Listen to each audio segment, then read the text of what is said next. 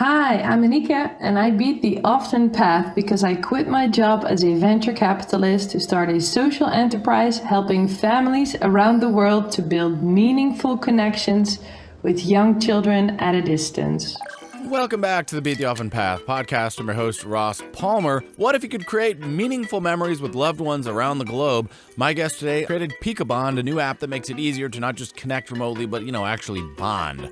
She left a lucrative role as a VC to follow her own passion and build her own company in a space that she believed in. She created a kid-friendly platform with science-based activities, ethical games, and a bank to store all of the memories made. Their goal is to make 80 million memories in the next couple years. Many of us have gone years without being able to see loved ones like grandparents, aunts, cousins, you name it, and many of our kids have never met their grandparents. Well, this app is a way for people to create and store meaningful memories instead of just jamming YouTube Kids in front of your children and letting the algorithm raise them. Who's done that? You? No? Just me? It's a pleasure to have you here. Thank you so much. What is the problem with kids? Why do they always need to be entertained? Let's just start there. That's a very troubling part of children.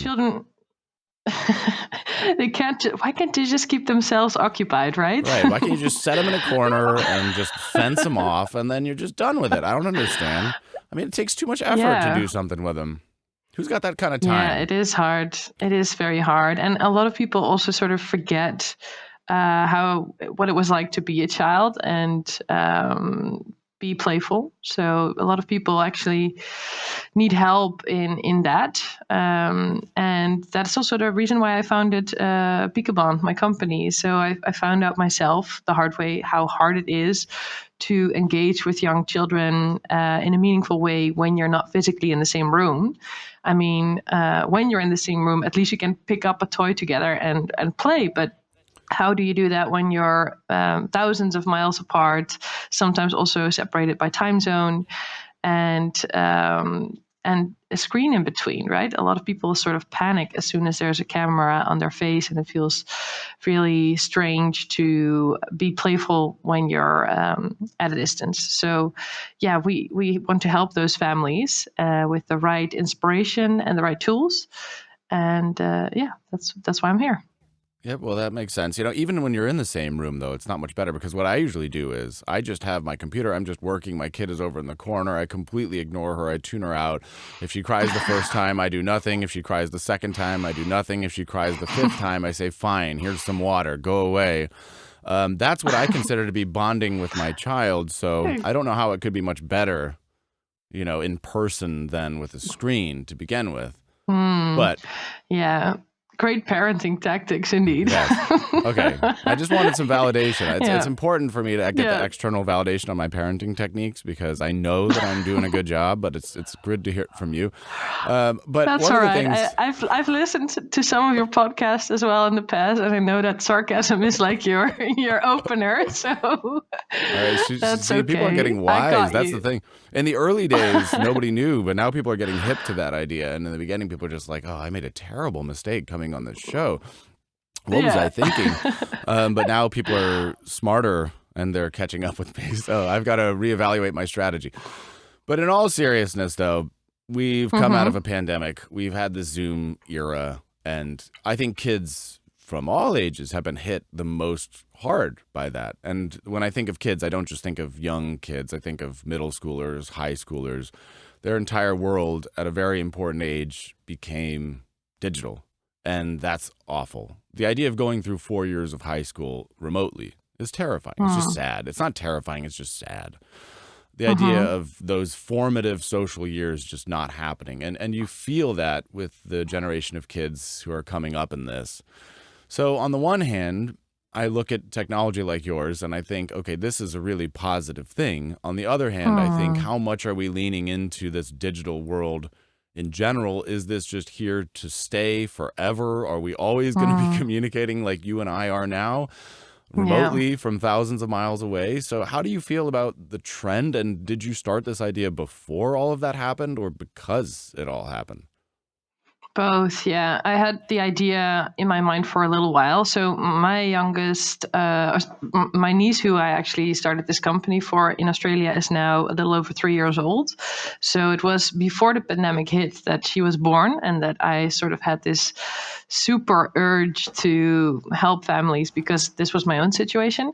And then the pandemic hit, which sort of accelerated that pressure, because I thought this is not just relevant now in the pandemic, but also outside of it, because people are disconnected more and more. And sometimes because they are expat families, but even when you're sometimes in the same city, it can be hard to be in frequent touch with your loved ones. And I think ultimately what will be remembered is your presence in the lives of the loved ones that you have. And it's easy not to be present because everyone is so busy these days. And I think that is a very exciting sort of tension that you just touched upon, because a lot of parents, they don't want screens for their kids, and they're already like, yeah, but they're already on YouTube and Disney or whatever they're watching, so I don't want them with any screens, period.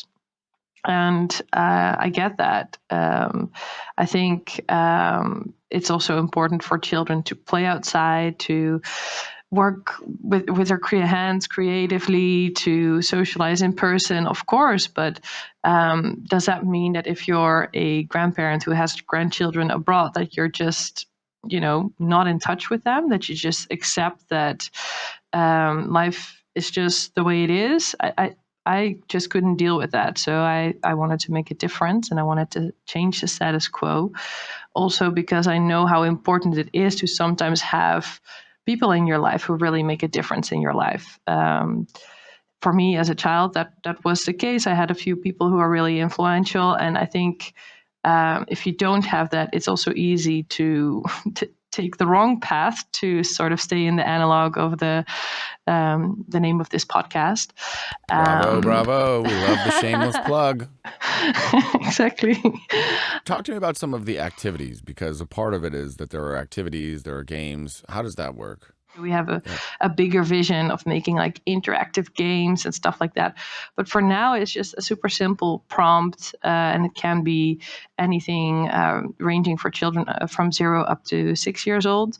And for the younger ones, we, for example, prompts, it can even be for like a 5-month-old baby to play Peekaboo, and to just show your face, because they then recognize your face, they recognize your voice, and they learn about object permanence.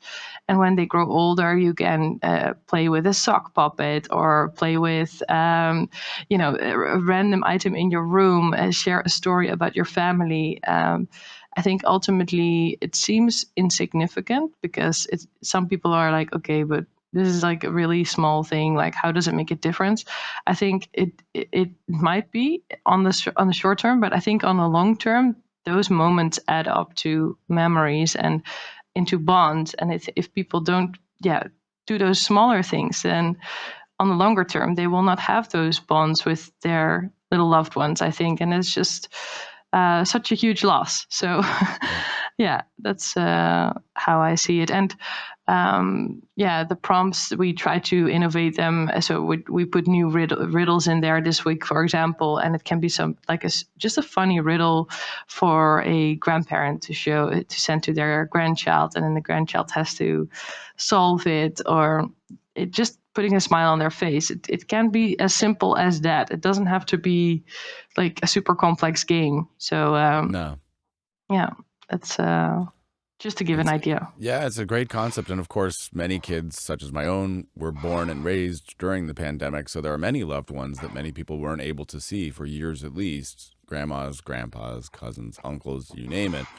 So of course, the need is there. Do you desire to be super successful with this company, or do you say, I just want X amount per year? That would be a success. If I could sustain myself, have a nice home and all of that with it, that would be enough. Like, what is the ceiling if everything goes swimmingly for you?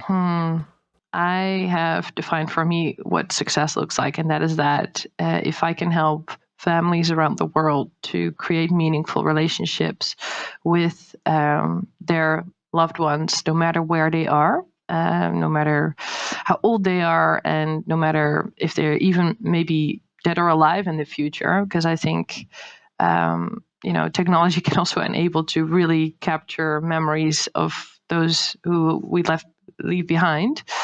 Then I think then I can sort of tap myself on the shoulder and say, okay, that's good. Well, it has been an absolute pleasure having you on this show. Thank you very much for taking the time. I would like to give the final words to you here to sort of close us out. Either parting words of wisdom, thoughts in this moment in time, or just shameless self-promotion. Go ahead. Yeah, thank you so much. I think what I would like to send out as a message is that you matter, and you matter more than you know. And those small moments that you can sort of give to other people in their life also matter. Because I think ultimately life is just a sum of really good moments, and some are bad, obviously, but a good life is a sum of good moments. And if we are just a bit more conscious about that in our daily lives, then I think that's really going to make a big difference. And especially, making that bridge to remote relationships. I think just because you are far away from someone doesn't mean you cannot be present in their lives and give them those beautiful moments of joy. So I encourage everyone to maybe take a moment in your day today to send someone you love a message, even if they're far away. And if that person happens to be a child, then use the Peekabond app for that. Yeah. We facilitate those connections through asynchronous video messaging and science-based content suggestions. And the app is free. It's been downloaded in 70 countries. And we have a lot of people that we're making very happy with that. So love for you to join our journey in that. And the website is peekabond.com. Peekabond.com, yeah, with double E. So peekabond.com. Peekabond. Yes. I love it. Thank you. Well, thank you, Anieke. It's been an absolute pleasure. I wish you nothing but incredible success on getting to the 80 millionth memory. And I also wish that you take up surfing one of these days, since you're right there in beautiful Portugal, where it is not raining all the time. But again, thanks for Great. Lovely chatting with you, Ross. And pleasure's all mine. Stay playful. Oh, now that's a good parting word. I like it. And with that, the official podcast is over. Thanks again for listening to another episode of the Beat the Often Path podcast. If you've enjoyed this episode or any of the episodes we've shared, it would mean a great deal to me if you subscribe to the podcast on your platform of choice or on YouTube.